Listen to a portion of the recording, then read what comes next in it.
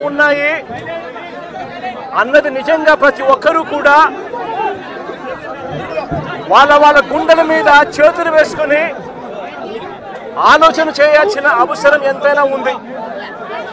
ఎందుకంటే ఈరోజు నా పక్కనే లింగమయ్య అన్న భార్య ఉంది. తన భర్తను కోల్పోయి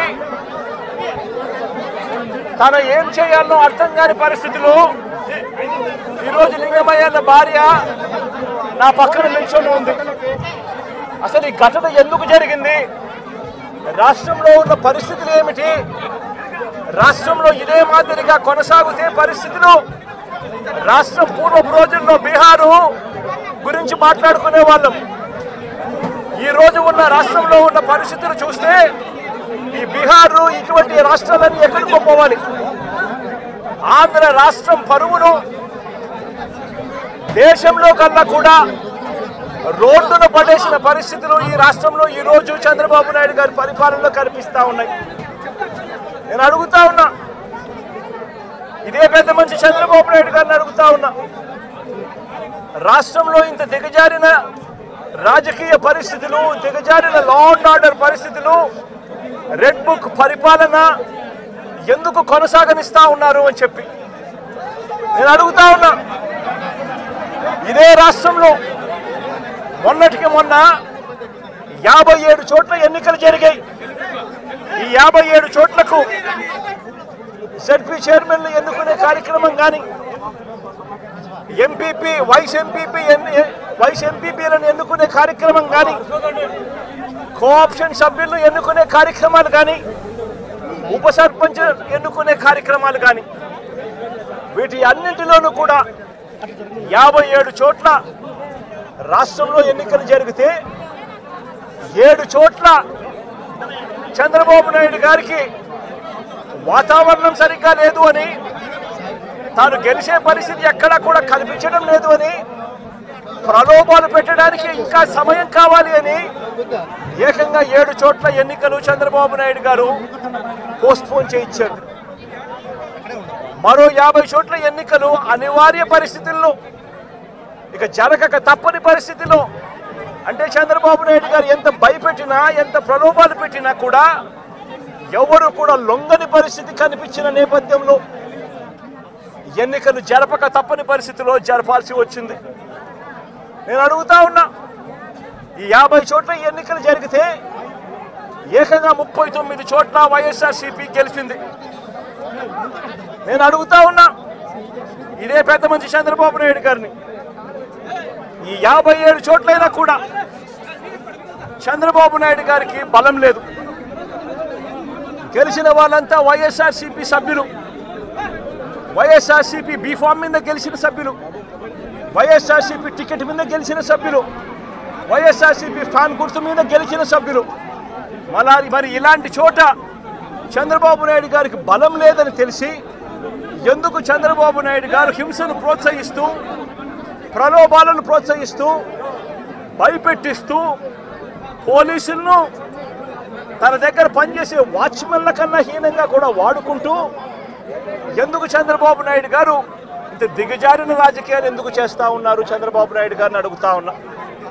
ముఖ్యమంత్రి స్థానంలో ఉన్న వ్యక్తి ఏమవుతుందండి ఒక చోట ఎంపీపీ పదవి పోతే, ఏమవుతుందండి ఒక చోట జడ్పీ చైర్మన్ పదవి పోతే, ఏమవుతుందండి ఒక చోట ఉప సర్పంచ్ పదవి పోతే. నేను అడుగుతా ఉన్నా, ఇదే పెద్ద మంచి చంద్రబాబు నాయుడు గారి ముఖ్యమంత్రి కాబట్టి, అధికారంలో ఆయన ఉన్నాడు కాబట్టి, రాష్ట్రంలో ఏ పదవైనా కూడా తనకు బలం లేకపోయినా కూడా, తనకు సంఖ్యాబలం లేకపోయినా కూడా, తాను ముఖ్యమంత్రి అన్న అహంకారంతో ఏ పదవైనా కూడా నాకే కావాలి, ఏ పదవైనా కూడా నేను దౌర్జన్యం చేస్తాను అని చెప్పి లా అండ్ ఆర్డర్ను పూర్తిగా నాశనం చేసిన పరిస్థితుల మధ్య ఈరోజు రాష్ట్రంలో పరిపాలన సాగుతూ ఉంది. ఇదే పెద్ద మనిషి చంద్రబాబు నాయుడు గారిని అడుగుతా ఉన్నా, ఇదే రామగిరిలో ఇదే మండలంలో ఎంపీపీ ఎన్నికకు సంబంధించి ఎంపీపీ ఎన్నికకు సంబంధించి నోటిఫికేషన్ ఇచ్చారు. 10 మంది ఎంపీటీసీ సభ్యులకు గాను ఇక్కడ వైఎస్ఆర్సీపీ 9 మందిని గెలిచింది. 9 ఎంపీటీసీలు వైఎస్ఆర్సీపీ అయితే కేవలం ఒకే ఒక్క చోట తెలుగుదేశం పార్టీ గెలిచిన పరిస్థితులు. మరి నేను అడుగుతా ఉన్నా, మరి ఇక్కడ ఎంపీపీ స్థానానికి ఎన్నిక నోటిఫికేషన్ జారీ అయితే 9 సభ్యులున్న వైఎస్ఆర్సీపీకి రావాలన్నా, ఒకే ఒక సభ్యుడు గెలిచిన తెలుగుదేశం పార్టీకి రావాలన్నా? మరి ఎందుకు చంద్రబాబు నాయుడు గారు ఈ మాదిరిగా ప్రతి చోట కూడా వాళ్ళ ఎమ్మెల్యేలను రెచ్చగొడతా ఉన్నారు, ప్రతి చోట కూడా అప్పుడు స్థానిక ప్రజాప్రతినిధులను రెచ్చగొడతా ఉన్నాడు, పోలీసులను దుర్వినియోగం చేస్తూ ఉన్నారు. చేసి చివరికి ఏం జరిగింది? ఇక్కడ 9 మంది ఇక్కడ వైఎస్ఆర్సీపీకి సంబంధించిన సభ్యులు ఉంటే చంద్రబాబు నాయుడు గారు ప్రలోభాలు పెట్టే కార్యక్రమం, చంద్రబాబు నాయుడు గారు భయపెట్టే కార్యక్రమాలు జరుగుతూ ఉన్న నేపథ్యంలో వీళ్ళంతా కూడా కోర్టుకు వెళ్ళి కోర్టుల నుంచి వీళ్ళంతా కూడా మాకు ప్రాణహాని ఉంది, ఎంపీపీ ఎలక్షన్లలో మేము పార్టిసిపేట్ చేయాలి అని అంటే మాకు ఇబ్బందికర పరిస్థితులు ఉన్నాయి అని చెప్తే కోర్టు అక్షింతలు వేసి పోలీస్ ప్రొటెక్షన్తో ఈ ఎన్నిక జరిపించండి అని చెప్పి కోర్టు ఆదేశాలు ఇస్తే, కోర్టు ఆదేశాలతో 8 మంది కోర్టు ఆదేశాలతో ఎంపీటీసీలను తీసుకొని వస్తూ ఉంటే మధ్యలో పోలీసులు ప్రొటెక్షన్ తీసుకొని పోలీస్ ప్రొటెక్షన్తో వీళ్ళంతా కూడా ఇక్కడికి వచ్చి ఓటు వేయాల్సిన పరిస్థితుల్లో పోలీసులు ఏం చేశారు? తీసుకొని వచ్చి వీళ్ళందరినీ కూడా మధ్యలో రామగిరి ఎస్ఐ సుధాకర్, ఈ రామగిరి ఎస్ఐ మధ్యలో ఈ సుధాకర్ అనేవాడు వీళ్ళ కాన్వాయ్లోకి ఎక్కి ఈ ప్రయాణం చేస్తూ ఉన్న ఎంపీటీసీ వీళ్ళందరితో కూడా వీడియో కాల్ ఆయన ఫోన్ నుంచి సాక్షాత్తు ఇక్కడ ఎమ్మెల్యే కొడుకు వీళ్ళతో వీడియో కాల్ చేయిస్తాడు, మాట్లాడిస్తాడు. చేసేటప్పుడు భారతమ్మ అని చెప్పి ఒక ఎంపీటీసీ సభ్యురాలు ఉంటే ఆ ఎంపీటీసీ సభ్యురాలకు సంబంధించిన అమ్మా నాన్న వాళ్ళిద్దరిని వాళ్ళ దగ్గర పెట్టుకొని ఆ వీడియో కాల్లో వాళ్ళ అమ్మా నాన్నను కూడా చూపించి, నువ్వు కనుక ఓటు వేయకపోతే మీ అమ్మా నాన్న వాళ్ళు ఇంటికి కూడా రారు అని చెప్పి వీడియో కాల్లో ఏకంగా బెదిరించే కార్యక్రమం జరిగింది. ఆ పాప కన్నీరు మున్నీరు ఏడుస్తూ బాధపడుతూ ప్రకాశం చెప్పిన పరిస్థితులు. ఇలాంటి పరిస్థితిలో ఒక ఎస్ఐగా ఉన్న వ్యక్తి తాను చేసిన పని ఏమిటి? తాను కాన్వాయ్లోకి సెలవు మీద ఉన్నాడట ఎస్ఐ, తాను మామూలుగా పోకూడదట. అలాంటి రామగిరి ఎస్ఐ ఎంటర్ అయ్యి వీడియో కాల్ పెట్టి వీళ్ళందరినీ కూడా భయపడిచ్చి ప్రలోభాలు పెట్టి చేసే కార్యక్రమాలు చేశారు. తీరా చూస్తే ప్రలోభాలకు వీళ్ళు ఎక్కడా కూడా లొంగని పరిస్థితి ఎప్పుడైతే కనిపించిందో అప్పుడు ఇక ఎన్నికకు ఎంపీడీఓ కార్యాలయానికి తీసుకొని పోయి ఎన్నిక జరిగించే కార్యక్రమానికి ఫుల్ స్టాప్ పెట్టించేసి టైం అయిపోయి చేసేట్టుగా చేసి ఎన్నిక లాస్ట్కు కోరం లేదని చెప్పి ఎన్నికను పోస్ట్పోన్ చేసే కార్యక్రమం చేసిన తర్వాత ఇదే ఎస్ఐ వీళ్ళను పెనుగొండకు తీసుకొని పోతాడు. పక్క కాన్స్టిట్యున్సీలో ఉన్న పెనుగొండకు. అక్కడ ఎంఆర్ఓ కార్యాలయంలో తీసుకొని పోయి ఎంపీటీసీను బైండ్ ఓవర్ చేస్తూ అక్కడ తెలుగుదేశం పార్టీకి సంబంధించిన నాయకులందరినీ కూడా అక్కడికి రమ్మని చెప్తాడు. అదే సమయంలో అక్కడికి వెళ్ళి ప్రకాష్, మా ఉషమ్మ వీళ్ళిద్దరూ పెనుగొండ నియోజకవర్గంలో ఏం జరుగుతూ ఉంది అని చెప్పి వీళ్ళిద్దరూ అక్కడికి వెళ్ళి మా పార్టీకి సంబంధించిన అంటే ఈయన తనకు సంబంధించిన ఎంపీటీసీలు, మా పార్టీకి సంబంధించిన ఎంపీటీసీలు మీరు నిర్బంధిస్తే ఆ ఎంపీటీసీలకు మద్దతుగా వీళ్ళు అక్కడికి వెళ్ళి ఆ ఎంపీటీసీలను వీళ్ళు తీసుకొచ్చుకునే కార్యక్రమాలు చేస్తే వీళ్ళిద్దరి మీద కేసులు. నేను అడుగుతా ఉన్నా, ఏం తప్పు చేసినారని చెప్పి వీళ్ళిద్దరి మీద కేసులు పెడతా ఉన్నారు. వీళ్ళేమైనా తెలుగుదేశం పార్టీకి సంబంధించిన ఎంపీటీసీలను ఏమన్నా తీసుకొస్తే కార్యక్రమానికి చేస్తున్నారా? లేదే మా పార్టీకి సంబంధించిన ఎంపీటీసీలను సాక్షాత్తు పోలీసుల సమక్షంలో పోలీస్ అధికారే తెలుగుదేశం పార్టీ నాయకులతో కలిసి మా పార్టీకి సంబంధించిన ఎంపీటీసీలను కిడ్నాప్ చేసే కార్యక్రమం ఒకవైపున జరుగుతూ ఉంటే అడ్డుకునేందుకు వీళ్ళు అక్కడికి వెళ్ళి ధర్నా చేసి ఎంపీటీసీలను తీసుకొచ్చుకునే కార్యక్రమం వీళ్ళు చేస్తే వీళ్ళ మీద కేసులు పెడతారు.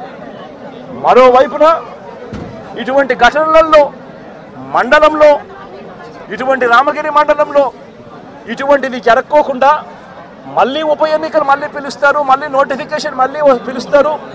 పిలిచినప్పుడు తెలుగుదేశం పార్టీకి మద్దతు లేదు కాబట్టి, వాళ్ళు ఎలాగో గెలవరు కాబట్టి దాన్ని హుందాగా వదిలేయాల్సింది పోయి ఇటువంటి ఘటనలు మళ్ళీ ఇటువంటి ఘటనలు పునరావృతం చేసే విధంగా రామగిరి మండలంలో భయం క్రియేట్ చేసేదానికోసం ఈ మండలానికి సంబంధించిన ఒక ఇంపార్టెంట్ నాయకుడిని 27వ తారీఖున అటాక్ చేశారు ఇదే ఊర్లో. 28వ తారీఖున మళ్ళీ అదే ఇంటిని అటాక్ చేశారు. జయచంద్రారెడ్డిని అటాక్ చేస్తే ఇదే జయచంద్రారెడ్డి, ఇదే కురువ లింగమయ్యన్న వీళ్ళందరూ కూడా దాన్ని అడ్డుకొని పోలీసులకు వెళ్ళి కంప్లైంట్ చేశారు. ఎందుకు మమ్మల్ని అటాక్ చేస్తూ ఉన్నారు, మండలంలో భయాందోళన క్రియేట్ చేసేందుకోసం అని చెప్పి మళ్ళీ ఈ ఎన్నిక జరిగితే ఈ ఎన్నికల్లో మళ్ళీ వైఎస్ఆర్సీపీ ఎంపీటీసీలను భయపెట్టాలనే ఉద్దేశంతో, భయానికి గురి చేయాలనే ఉద్దేశంతో అటాక్ చేసే కార్యక్రమం జరుగుతూ ఉంది. దీన్ని అరికట్టండి అని చెప్పి పోలీసులకు వెళ్తే పోలీసులకు ఘటనకు సంబంధించిన కంప్లైంట్ ఇచ్చినా కూడా పోలీసులు కనీసం పట్టించుకున్న పాపాన పోలేదు. 28వ తారీఖున మళ్ళీ 28వ తారీఖున మళ్ళీ ఇదే మాదిరిగా జరిగించిన తర్వాత మార్చి 30వ తారీఖున కురుబ లింగమయ్యన్న కొడుకు బైక్లో తాను పోతా ఉంటే, బైక్లో పోయేటప్పుడు వాళ్ళ ఇళ్ళ ద్వారా పోయే కార్యక్రమం జరుగుతూ ఉంటే బైకును అడ్డగించి లింగమయ్య కొడుకును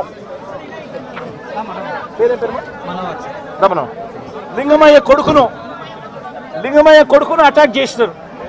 అటాక్ చేస్తే లింగమయ్య కొడుకు మనోహర్ అటాక్ చేస్తే ఫోన్లో నాన్న నన్ను కొడతా ఉన్నారు, నన్ను అటాక్ చేసినారు, నన్ను కొడతా ఉన్నారు అని చెప్పి వాళ్ళ నాన్నతో తను మాట్లాడితే, నువ్వు ఫోన్ చేసి మళ్ళీ మీ నాయనకి చెప్తావా అని చెప్పి మళ్ళా వీళ్ళింటికి ఇక్కడ నుంచి 20 మంది బేస్బాల్ బ్యాట్ కూడా తీసుకొని పోయి, బేస్బాల్ బ్యాటు, కట్టెలు, రాళ్ళు, మచ్చుకొత్తి కూడా తీసుకొని మీలో 20 మందితో ఇళ్ళ కాడికి పోయినారు. ఇంటికాడికి పోయి లింగమయ్యన్నను బేస్బాల్ కట్టెతో నెత్తి మీద కొడితే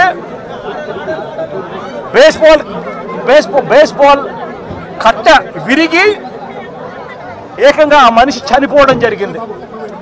నేను అడుగుతా ఉన్నా ఇదే రకమైన పాలనకు సంబంధించి నేను క్వశ్చన్స్ అడుగుతా ఉన్నా. చంద్రబాబు నాయుడు గారిని అడుగుతా ఉన్నా, పోలీసులను అడుగుతా ఉన్నా, అయ్యా మీరు చేసేది న్యాయంగా ఉందా, మీరు చేసేది ధర్మంగా ఉందా అని చెప్పి నేను అడుగుతా ఉన్నా. మీరు చేస్తూ ఉన్న ఈ రాంగ్ ప్రెసిడెంట్ వల్ల రాష్ట్రం ఈరోజు బీహార్ కన్నా నాశనమైన పరిస్థితుల్లో ఈరోజు తయారవుతా ఉంది రాష్ట్రం. ప్రతి చర్య మనం చేసేది డెమోక్రసీలో సిగ్గుతో తలంచుకునే కార్యక్రమానికి మీరంతా కూడా సిగ్గు లేకుండా చేస్తూ ఉన్నారు. ఇదే లింగమైన అడుగుతా ఉన్నా, వీళ్ళల్లో కొట్టిన పోలీసులు కేసులు పెడతా ఉన్నారు. వీళ్ళ దగ్గరికి వచ్చి 20 మంది అటాక్ చేస్తే కేసులు పెట్టింది ఎంతమంది మీద? కేవలం 2 మీద మాత్రమే కేసులు పెట్టారు. ఇదే దాంట్లో క్రియాశీలకంగా వ్యవహరించిన రమేష్ నాయుడు మీద ఎందుకు కేసు పెట్టలేదు, మిగిలిన వాళ్ళందరినీ కేసులోకి ఎందుకు తీసుకొని రావడం లేదు అని చెప్పి ఇదే పోలీసులు, ఇదే చంద్రబాబు నాయుడు గారిని అడుగుతా ఉన్నా. ఇదే గ్రామంలో ఇదే తెలుగుదేశం పార్టీకి సంబంధించిన ఎమ్మెల్యే బంధువులు, వీళ్ళంతా బంధువులని తెలిసినా కూడా రెచ్చగొట్టే కార్యక్రమం సాక్షాత్తు ఈ ఎమ్మెల్యే కొడుకు ఇక్కడికి వచ్చి ఈ గ్రామంలో 27వ తారీఖు ఆయనే వచ్చి రెచ్చగొట్టే కార్యక్రమం చేసిపోయినా కూడా ఆయన మీద కూడా కేసు ఎందుకు పెట్టడం లేదు అని అడుగుతా ఉన్నా. వాళ్ళందరినీ కూడా తప్పించే కార్యక్రమం చేస్తూ ఉన్నారు. తూతూ మంత్రంగా 2 మీద మాత్రమే కేసు పెట్టారు. కానీ ఈ హత్యను ప్రోత్సహించిన ఎమ్మెల్యేను కానీ ఎమ్మెల్యే కుమారుడు కానీ వారి మీద మాత్రం ఎటువంటి చర్యలు కూడా తీసుకోలేదు. కంప్లైంట్ చేసినా కూడా 27వ తారీఖున 28వ తారీఖున మా ఇళ్ల మీద దాడి జరుగుతూ ఉంది, మాకు పోలీస్ ప్రొటెక్షన్ ఇవ్వండి అని చెప్పి కంప్లైంట్ చేసినా కూడా పోలీసులు ఎందుకు పట్టించుకోలేదు అని చెప్పి చంద్రబాబు నాయుడు గారిని అడుగుతా ఉన్నా, పోలీసులను కూడా అడుగుతా ఉన్నా. ఇదే ఎస్ఐ సుధాకర్ అనేవాడు వీడియో కాల్స్తో ప్రతి ఎంపీటీసీలని కూడా తానే ప్రలోభాలు పెడుతూ తన ఫోన్లో నుంచే వీడియో కాల్స్తో వాళ్ళతో ఫోన్లో మాట్లాడించి తానే క్రియాశీలకంగా ఇదే రామగిరి మండలానికి సంబంధించిన ఎస్ఐ కేసు పెట్టినా కూడా యాక్షన్ తీసుకోకుండా తానే ఇవన్నీ చేస్తూ ఉంటే ఎందుకు ఆ ఎస్ఐ మీద యాక్షన్ తీసుకోవడం లేదు, ఎందుకు ఆ ఎస్ఐ ఫోన్ రికార్డ్స్ను ఎందుకు పరిగణలోకి తీసుకోవడం లేదు అని చెప్పి కూడా గట్టిగా అడుగుతా ఉన్నా. ఇదే లింగమయ్యతో పాటు కొడుకు శ్రీనివాస్పై కూడా దాడి చేశారు. కానీ ఆశ్చర్యం ఏమిటంటే లింగమయ్య కొడుకు నుంచి కాకుండా వాళ్ళు కంప్లైంట్ రాసుకునింది ఎవరితో తెలుసా? వాళ్ళంతకు వాళ్ళే ఒక పేపర్ మీద రాసుకొని వచ్చి పోలీసులు చదువు రాదని చెప్పి లింగమయ్య అన్న భార్యతో ఏలుముద్ర బలవంతంగా చేయించుకున్నారు. ఇది న్యాయమేనా అని అడుగుతా ఉన్నా. లింగమయ్య అన్న భార్య చదువు రాదని కొడుకు పక్కనున్నాడు, దాడిలో ఆయన కూడా గాయపడ్డాడు, చదువుకున్నాడు, కానీ ఆయనతో స్టేట్మెంట్ తీసుకోరు. స్టేట్మెంట్ తీసుకునేది పోలీసులే రాస్తారు. లింగమయ్య అన్న భార్యతో ఏలుముద్ర తీసుకుంటాడు. ఎందుకు ఆయన చదువు రాదు, భయపడిచ్చి పెట్టకపోతే సంతకం ఏలుముద్ర వేయకపోతే ఏమన్నారమ్మా? సంతకం పెట్టాలి. ఎట్టి పరిస్థితుల్లో పెట్టకుండా పోతే ప్రసక్తే లేదు, ఖచ్చితంగా పెట్టాలని చెప్పి ఆమెతో ఏలుముద్ర తీసుకుంటారు. వీళ్ళు ఏం రాసుకున్నారో ఆమెకు తెలీదు, ఏం స్టేట్మెంట్ ఉందో దాంట్లో తెలీదు, ఎవడు చెప్పడు. కానీ కొడుకు ఇచ్చే స్టేట్మెంట్ మాత్రం తీసుకునే కార్యక్రమం మాత్రం చేయరు. ఇదే లింగమయ్యను చంపాలనే ఉద్దేశంతో బేస్బాల్ బ్యాటుతో మరి ఇక్కడికి వచ్చి బేస్బాల్ బ్యాటుతో తల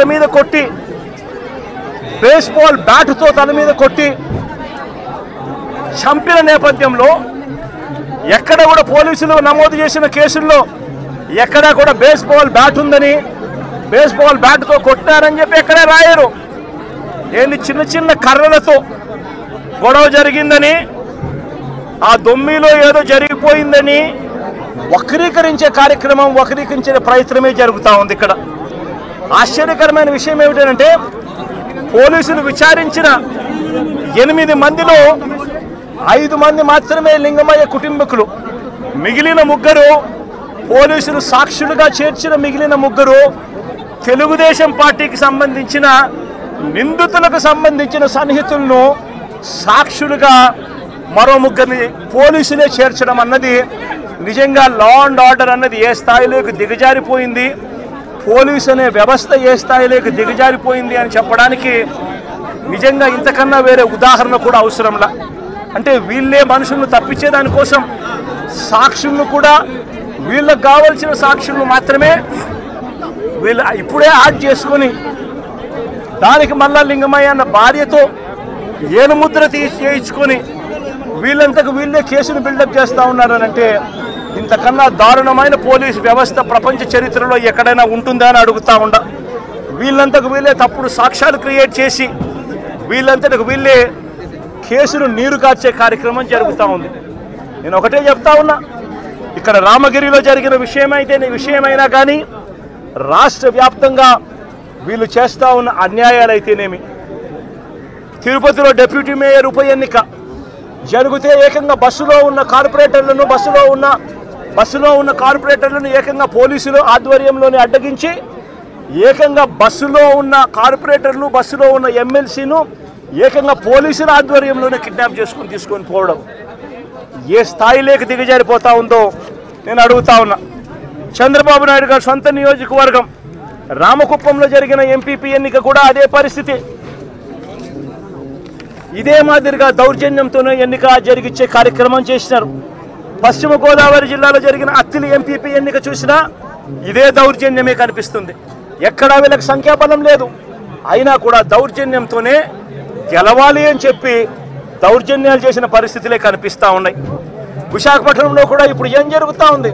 98 మంది సభ్యులుంటే 56 మంది సభ్యులు వైఎస్ఆర్సీపీ బీఫామ్ మీద, వైఎస్ఆర్సీపీ సింబల్ మీద గెలిచిన వాళ్ళు. తెలుగుదేశం పార్టీకి ఎక్కడ ఉంది స్ట్రెంత్ అని అడుగుతా ఉన్నా. ఇక్కడ కూడా దౌర్జన్యం చేస్తూ క్యాంపులో ఉన్న వైఎస్ఆర్సీపీ సభ్యులను సైతం భయపెట్టే కార్యక్రమాలు చేస్తూ ఉన్నారు. ఇళ్ళకి వెళ్ళి వాళ్ళ భార్యలను భయపడిస్తూ మీ ఆయన ఎక్కడున్నారో చెప్పకపోతే మిమ్మల్ని స్టేషన్లో పెడతామని చెప్పి భయపడిస్తూ ఉన్న పరిస్థితులు ఈరోజు రాష్ట్రంలో కనిపిస్తూ ఉన్నాయి. మరోవైపున చూస్తే రాష్ట్రంలో హత్య రాజకీయాలు ఏ స్థాయిలోకి దిగజారిపోయాయి అంటే ఏప్రిల్ 6వ తారీఖున నంద్యాలలో, మొన్న ఏప్రిల్ 6వ తారీఖున నంద్యాలలో, ఈ మధ్యనే నంద్యాల జిల్లాలో సిరివెల్ల మండలంలో యార్లగడ్డ కాన్స్టిట్యున్సీ ఇందూరు ప్రతాప్ రెడ్డి అని చెప్పి మా పార్టీకి సంబంధించిన మండల కన్వీనర్ ప్రతాప్ రెడ్డిపై దారుణంగా హత్యాయత్నం చేశారు. ఇదే చంద్రబాబు నాయుడు గారు, ఇదే ఇందూరు ప్రతాప్ రెడ్డి అనే వ్యక్తి దేవాలయంలోకి వెళ్ళి పూజ చేస్తూ ఉండగా దాడులు చేయించాడు. ఇదే చంద్రబాబు నాయుడు గారు ముఖ్యమంత్రిగా ఉన్నప్పుడు 2017లో ప్రతాప్ రెడ్డి అన్నను ప్రభాకర్ రెడ్డిని, అతని బావమర్దిని చంద్రబాబు నాయుడు గారి దగ్గర నుండి చంపించారు. చంపించిన తర్వాత మా ప్రభుత్వం వచ్చిన తర్వాత ప్రతాప్ రెడ్డికి మేము గన్మెన్ సౌకర్యం మేము కల్పిస్తే చంద్రబాబు నాయుడు గారు వచ్చిన తర్వాత ఆ గన్మెన్ను తీసేసి చివరికి ప్రతాప్ రెడ్డిని చంపే కార్యక్రమం చేయడానికి ఏకంగా చంద్రబాబు నాయుడు గారు పురమాయించిన పరిస్థితులు మన కళ్ళ ఎదుటే కనిపిస్తూ ఉన్నాయి. మరోవైపున గత ఏడాది ఆగస్టు 3వ తారీఖున నంద్యాల జిల్లా మహానందిలో శ్రీశైలం నియోజకవర్గంలో సీతారాంపురంలో పసుపులేటి పెద్ద సుబ్బరాయుడు అతి దారుణంగా చంపిన ఘటన కూడా చూసాం. ఆ సుబ్బరాయుడు గారిని చంపినప్పుడు నేను కూడా ఆ ఊరికి వెళ్ళి తనను పరామర్శించి ఎంత దారుణంగా చంపారు, జరిగినది ఎంత అన్యాయమో అని చెప్పి కూడా ప్రశ్నించడం జరిగింది. ఆ ఊరు నుంచి కరెక్ట్గా 10-15 నిమిషాల్లోనే జిల్లా హెడ్ క్వార్టర్స్, అక్కడే ఎస్పీ ఉంటాడు. అయినా దగ్గరుండి హత్య చేయించడం జరిగింది. అదే గ్రామంలో వైఎస్ఆర్సీపీకి సంబంధించిన బీసీ నాయకుడు సుబ్బరాయుడును చంపించే కార్యక్రమం. ఆశ్చర్యం ఏమిటంటే సుబ్బరాయుడు కుటుంబ సభ్యులు పోలీసులకు ఫోన్ చేసి 2-3 గంటల కిందట కూడా ఫోన్ చేసి ఊరిలో ఘటన జరగబోతా ఉంది, బయట నుంచి వ్యక్తులందరూ కూడా మోహరించినారు అని చెప్పినా కూడా కనీసం వచ్చి కాపాడే ప్రయత్నం కూడా జరగల.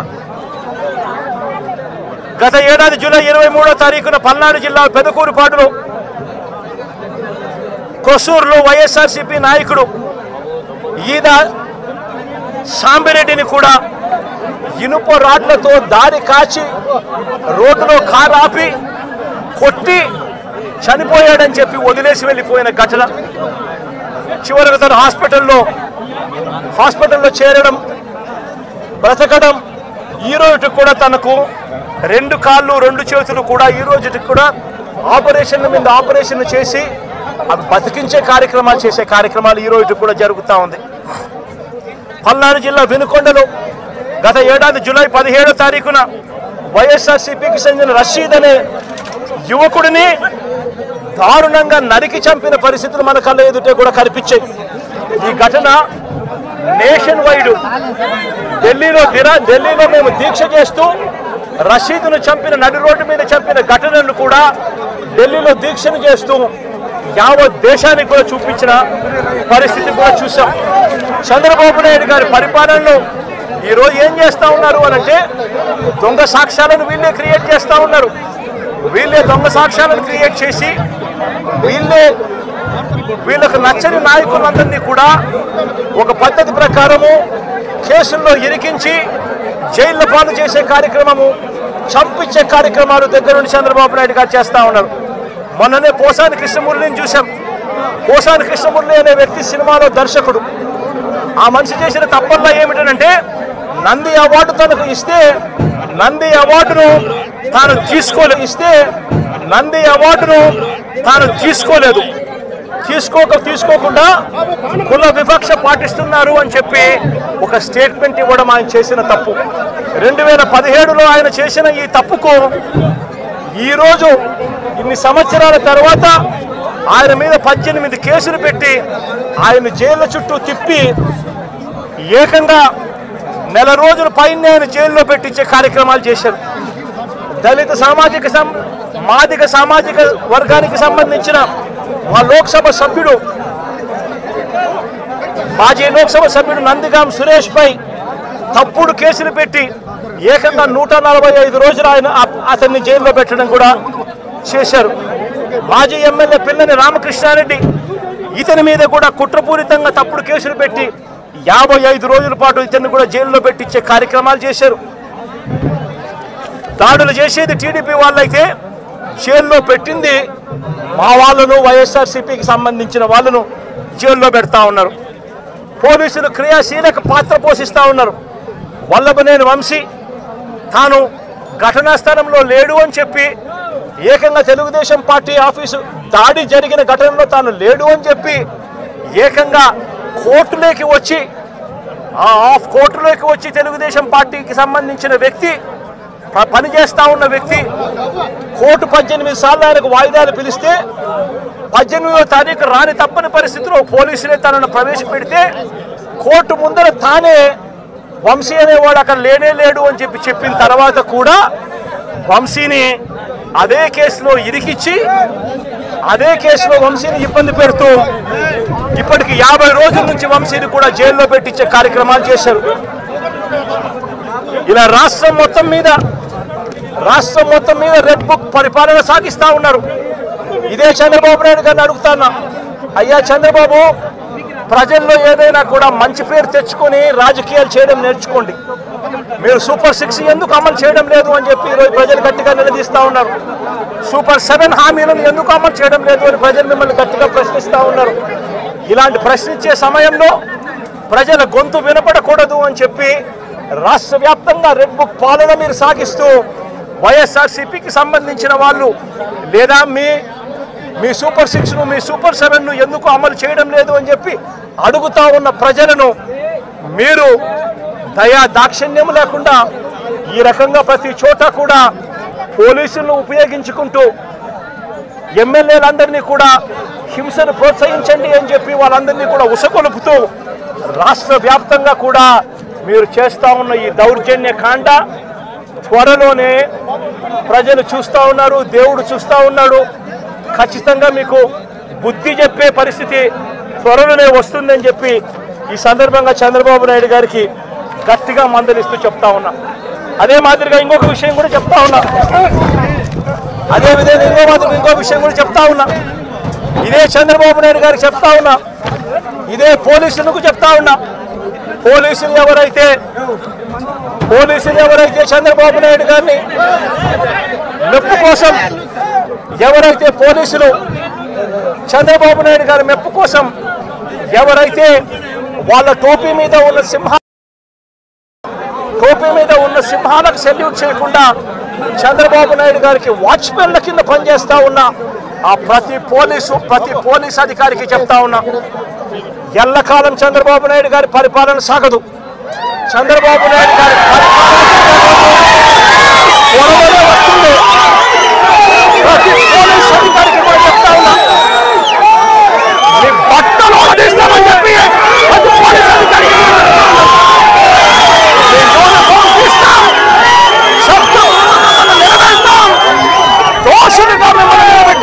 నిలబెట్టి మీ యూనిఫామ్ తీయించి మీకు ఉద్యోగాలు లేకుండా చేస్తామని కూడా ఈ సందర్భంగా ఇప్పటికైనా చెప్తా ఉన్నా. ప్రతి పోలీస్ అధికారిలో కూడా మార్పు తెచ్చుకోండి. ఎల్లకాలం ఇదే పరిపాలన సాగదు. మీరు చేసిన ప్రతి పనికి కూడా వడ్డీతో సహా లెక్కేసి మిమ్మల్ని దోషులుగా నిలబెట్టి మీతో కక్కిచ్చే కార్యక్రమం ఖచ్చితంగా చేస్తామని చెప్పి కూడా ఈ సందర్భంగా ప్రతి పోలీస్ అధికారికి కూడా చెప్తా ఉన్నాం.